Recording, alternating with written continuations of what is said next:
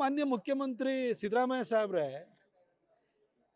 ಸಿಗಂದೂರು ಸೇತುವೆನ ಕಟ್ಟಿ ಅದನ್ನು ಉದ್ಘಾಟನೆಗೆ ನಿಮ್ಮನ್ನು ಕರೀಲಿಲ್ಲ ಅಂತ ಹೇಳಿ ದಿನಾ ತಮಟೆ ಹೊಡಿತಾ ಇದ್ರಿ, ಲೆಟ್ರ್ ಬರೀತಾ ಇದ್ರಿ, ಬೊಬ್ಬೆ ಹೊಡಿತಾ ಇದ್ದೀರಲ್ಲ ಸರ್. ಸರ್, ನಿಮಗೆ ಅಲ್ಲಿನ MP ಆಗಿರುವಂಥ ರಾಘವೇಂದ್ರ ಅವರು ಬಂದು ನಿಮಗೆ ಇನ್ವಿಟೇಷನ್ ಕೊಟ್ಟೋಗಿದ್ದಾರೆ. ಕೇಂದ್ರದಿಂದಲೂ ನಿಮಗೆ ಲೆಟ್ರನ್ನ ಬರೆದಿದ್ದಾರೆ. ಅವತ್ತು ನಿಮಗೆ ಏನು ಸರ್ ಅಂಥ ಕೆಲಸ ಇತ್ತು ನಿಮಗೆ? ಇಂಡಿನಲ್ಲಿ ನಿಮ್ಮದೇ ಒಂದು ಕಾರ್ಯಕ್ರಮ ಇಟ್ಕೊಂಡಿದ್ರಿ ಸರ್. ಹೆಲಿಕಾಪ್ಟ್ರಲ್ಲಿ ನೀವು ಬೆಂಗಳೂರಿಂದ ಮೈಸೂರಿಗೆ ಬರೋಕ್ಕೆ ಹೆಲಿಕಾಪ್ಟ್ರಲ್ಲಿ ಬರ್ತೀರಿ, KR ನಗರಕ್ಕೆ ಹೆಲಿಕಾಪ್ಟ್ರಲ್ಲಿ ಹೋಗ್ತೀರಿ, KR ನಗರದಿಂದ HD ಕೋಟೆಗೆ ಹೆಲಿಕಾಪ್ಟ್ರಲ್ಲಿ ಹೋಗ್ತೀರಿ, ಅಲ್ಲಿಂದ ವಾಪಸ್ಸು ನೀವು ಬೆಂಗಳೂರಿಗೆ ಹೋಗೋಕ್ಕೆ ಹೆಲಿಕಾಪ್ಟ್ರಲ್ಲಿ ಹೋಗ್ತೀರಿ ಸರ್. ಇಂಡಿಗೆ ಹೋಗಿ ಆ ಕಾರ್ಯಕ್ರಮ ಮುಗಿಸಿ, ಅಥವಾ ಇಲ್ಲಿ ಸಿಗಂದೂರಿಗೆ ಹೋಗಿ ಕಾರ್ಯಕ್ರಮ ಮುಗಿಸಿ ಇಂಡಿಗೆ ಹೋಗ್ಬೋದಿತ್ತಲ್ಲ ಸರ್. 60 ವರ್ಷಗಳ ಕಾಲ ಶರಾವತಿ ನದಿಗೆ ಲಿಂಗನಮಕ್ಕಿ ಡ್ಯಾಮನ್ನು ಕಟ್ಟಾದ ನಂತರ ಮೇನ್ಲ್ಯಾಂಡಿಂದ ಕಟ್ ಆಫ್ ಆಗಿ ನರಕಯಾತನೆ ಅನುಭವಿಸಿದ್ದಾರೆ ಜನ. ಆ ಜನರ ಮುಖದಲ್ಲಿ ಒಂದು ಖುಷಿನ ಕೊಡಬೇಕು, ಅವ್ರಿಗೊಂದು ಸಂಪರ್ಕ ಸೇತುನ ಕೊಡಬೇಕು ಅಂತ ಯಡಿಯೂರಪ್ಪ ಸಾಹೇಬರು ಸತತ ಪ್ರಯತ್ನವನ್ನು ಮಾಡಿ 400 ಚಿಲ್ಲರೆ ಕೋಟಿ ರೂಪಾಯಿ ಕೇಂದ್ರ ಸರ್ಕಾರದ ಅನುದಾನವನ್ನು ತಂದು ಆ ಸೇತುವೆನ ಕಟ್ಟಿಸಿದ್ರು. ಹಾಗೆ ರಾಘವೇಂದ್ರ ಅವರು ಅದರ ಪರಿಶ್ರಮವನ್ನು ಪಟ್ಟು ಅದ್ರ ಕಂಪ್ಲೀಟ್ ಮಾಡೋಂಗೆ ಮಾಡಿರು. ಆ ಜನರ ಖುಷಿ 60 ವರ್ಷದ ನಂತರ ನರಕಯಾತನೆಗೆ ಮುಕ್ತಿ ಸಿಗ್ತಾ ಇದೆಯಲ್ಲ, ಆ ಜನರ ಮುಖದಲ್ಲಿ ಒಂದು ಖುಷಿ ಕಾಣಬೇಕು ಅಂತ ನಿಮ್ಗೆ ಅನ್ನಿಸ್ತಿಲ್ವ ಸರ್? ಸರ್, ಇಲ್ಲಿ ಮೈಸೂರಿಗೆ ಯಾವುದ್ಯಾವುದೋ ಬೀಗ್ ರೂಟಿಗೆ ಬರ್ತೀರಲ್ಲ ಸರ್ ನೀವು, ಎಲ್ಲೆಲ್ಲಿಗೆ ಹೋಗ್ತೀರಿ? ನಿಮ್ಗೆ ಅಲ್ಲೊಂದು ಸಿಗಂದೂರಿಗೆ ಅಲ್ಲೊಂದು ತಾಯಿ ಆಶೀರ್ವಾದನೂ ಪಡ್ಕೊಳ್ಬೋದು, ಆ ಜಾತ್ರೆನೂ ನೋಡ್ಬೋದಿತ್ತು, ಜನರ ಮುಖದಲ್ಲಿ ಖುಷಿನ ಕಾಣ್ಬೋದಿತ್ತು. ಅದಕ್ಕೂ ನೀವು ಶಿಷ್ಟಾಚಾರ ಅಂತ ಹೇಳ್ತೀನಿ. ಏನು ಸರ್ ಶಿಷ್ಟಾಚಾರ? ಮೈಸೂರು ರಿಂಗ್ ರೋಡನ್ನು ಕೇಂದ್ರ ಸರ್ಕಾರದ ಅನುದಾನದಲ್ಲಿ ನಾವು ಮಾಡಿದ್ದು. ಫಸ್ಟ್ ಟರ್ಮಲ್ಲಿ ನೀವು ಮುಖ್ಯಮಂತ್ರಿ ಆಗಿದ್ರಿ. ನಮ್ಮ ಪಾರ್ಲಿಮೆಂಟ್ ಸೆಷನ್ ನಡೀತಾ ಇರಬೇಕಾದ್ರೆ ಉದ್ಘಾಟನೆ ಇಟ್ಕೊಂಡ್ರಿ. ಆವತ್ತೂ ಕೂಡ ನಾನು ತಕರಾರು ಇದೆ. ಆಗ ಶ್ರೀನಿವಾಸ್ ಪ್ರಸಾದ್ ಅವರು ಕೇಳ್ಕೊಂಡಿದ್ದಕ್ಕೋಸ್ಕರ ನಾನು ಸುಮ್ಮನೆ ಅದೇ. ಅವತ್ತು ಪಾರ್ಲಿಮೆಂಟ್ ಸೆಷನ್ ನಡೀತಾ ಇದೆ ಅಂತ ಗೊತ್ತಿದ್ರೂ ಕೂಡ ನೀವು ಇಲ್ಲಿ ಇದು ಮಾಡಿರಿ, ನೀವು ಉದ್ಘಾಟನೆಯನ್ನು ಇಟ್ಕೊಂಡಿದ್ರಿ. ನೀವು ಯಾವ ಶಿಷ್ಟಾಚಾರನ ಪಾಲಿಸ್ತಾ ಇದ್ರಿ ಸರ್? ಕೇಂದ್ರ ಸರ್ಕಾರ ಇವತ್ತು ಕೊಡುತ್ತೆ. ಇವತ್ತು ಜಲ್ ಜೀವನ್ ಮಿಷನ್ ದುಡ್ಡು ಕೊಡ್ತಾ ಇರೋದು ಕೇಂದ್ರ ಸರ್ಕಾರ, ಅಮೃತಲ್ಲಿ ದುಡ್ಡು ಕೊಡ್ತಾ ಇರೋದು ಕೇಂದ್ರ ಸರ್ಕಾರ, ಆವಾಸ್ ಯೋಜನೆಯಲ್ಲಿ ನಿಮ್ಮ ಮನೆ ಕಟ್ಸೋಕ್ಕೆ ದುಡ್ಡು ಕೊಡ್ತಾ ಇರೋದು ಕೇಂದ್ರ ಸರ್ಕಾರ. ಯಾವ ಕೇಂದ್ರದ ಸಚಿವ ಮಾಡ್ತಾ ಇದ್ರಿ? ಎಲ್ಲ ನೀವೇ ಹೋಗಿ ಭೂಮಿ ಪೂಜೆ ಮಾಡ್ತೀರಿ, ಯಾವ ಶಿಷ್ಟಾಚಾರನೂ ಪಾಲಿಸಲ್ಲ. ನೀವು ಈ ಥರ ಶಿಷ್ಟಾಚಾರದ ಬಗ್ಗೆ ಮಾತಾಡ್ತಿರಲ್ಲ ಸರ್. ನಮ್ಮ ಡಿಸ್ಟ್ರಿಕ್ಟ್ ಇನ್ಚಾರ್ಜ್ ಮಿನಿಸ್ಟ್ರು ಇವರು ಭಾಳ DPR ಬಗ್ಗೆ ಮಾತಾಡ್ತಾರೆ. ಮದಪ್ಪನವರೇ, ಶಿಷ್ಟಾಚಾರದ ಬಗ್ಗೆ ಕನಿಷ್ಠ ನಿಮಗೆ ಅದ್ರ ಬಗ್ಗೆ ಮಾತಾಡೋ ಕನಿಷ್ಠ ಸೌಜನ್ಯತೆಯನ್ನು ಇಟ್ಕೊಳ್ಬೇಕಾದ್ರೆ ನಿಮ್ಮ ಹಿನ್ನೆಲೆಯನ್ನು ಸ್ವಲ್ಪ ನೋಡಬೇಕಾಗುತ್ತೆ. ಇದೇ ಚಾಮುಂಡಿ ಬೆಟ್ಟದಲ್ಲಿ ಆಷಾಢ ಶುಕ್ರವಾರ ಪ್ರಾರಂಭವಾದ ದಿನ ಇಲ್ಲಿ ಬಂದ್ರಲ್ಲ, ಅದ್ರ ಆಷಾಢ ಶುಕ್ರವಾರದ ಉದ್ಘಾಟನೆ ಒಂದು ರೀತಿ ಬಂದ್ರಲ್ಲ, ಇಲ್ಲಿ ಪೂಜೆಗೆ ಅಂತ ಬಂದ್ರಲ್ಲ. ಶಿಷ್ಟಾಚಾರ ಏನು ಸರ್? ಮಂಗಳಾರತಿ ಕೊಟ್ಟರೆ ಮಂಗಳಾರತಿ ತೊಗೊಳ್ಬೇಕಾದ್ರು ಶಿಷ್ಟಾಚಾರ ಸರ್.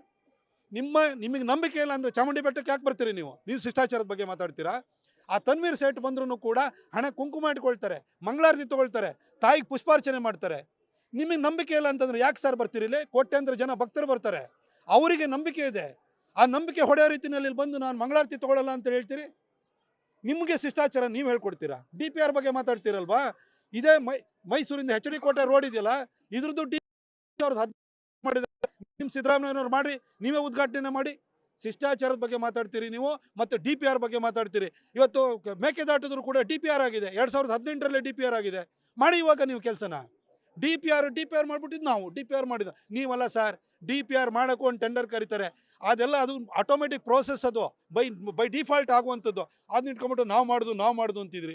ಇಲ್ಲೇ ಹಳೆ ಉಂಡವಾಡಿ ಯೋಜನೆಗೆ DPR ಸಿದ್ದರಾಮಯ್ಯನವ್ರ ಕಾಲದಲ್ಲಿ ಆಗಿತ್ತು, ದುಡ್ಡು ಕೊಟ್ಟರೆ ನೀವು. ಕುಮಾರಣ್ಣ ಬಂದು GT ದೇವೇಗೌಡರ ಪ್ರಯತ್ನದಿಂದಾಗಿ ಇವತ್ತು ಹಳೆ ಉಂಡವಾಡಿ ಯೋಜನೆ ಇವತ್ತು ಕಾರ್ಯಗತ ಆಗ್ತಾ ಇದೆ. DPR ಇಟ್ಕೊಂಬಿಟ್ಟು DPR ನಾ ಮಾಡಿದ್ದು ಯಾರು ಗೊತ್ತಿಲ್ಲದವ್ರಿಗೆ ಹೇಳಿ ಸರ್. ಯಾರು ಬುದ್ಧಿಗೇಡಿಗಳು ಯಾರೂ ಇಲ್ಲ ಇಲ್ಲಿ. DPRನ್ನು ನ್ಯಾಷನಲ್ ಹೈವೇ ಇರ್ಬೋದು, ಇರಿಗೇಷನ್ ಡಿಪಾರ್ಟ್ಮೆಂಟರು ಅವ್ರು ಬೈ ಡಿಫಾಲ್ಟ್ ಮಾಡ್ತಾರೆ.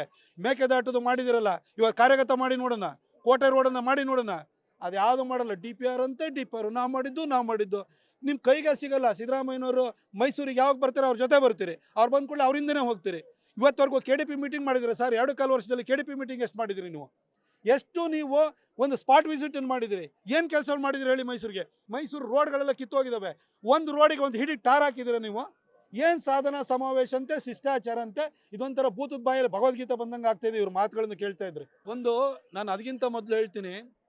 ಆಮೇಲೆ ಸಿದ್ದರಾಮಯ್ಯ ಸಾಹೇಬ್ರೆ, ಶಿಷ್ಟಾಚಾರ, ಸಾರ್ವಜನಿಕ ಜೀವನದಲ್ಲಿ ಕೆಲವು ಸೌಜನ್ಯಗಳನ್ನ ನೀವು ನಿಮ್ಮ ಡಿಸ್ಟ್ರಿಕ್ಟ್ ಇನ್ಚಾರ್ಜ್ ಮಿನಿಸ್ಟ್ರು ಫಸ್ಟ್ ಕಲ್ತ್ಕೊಳ್ಬೇಕು ನೀವು.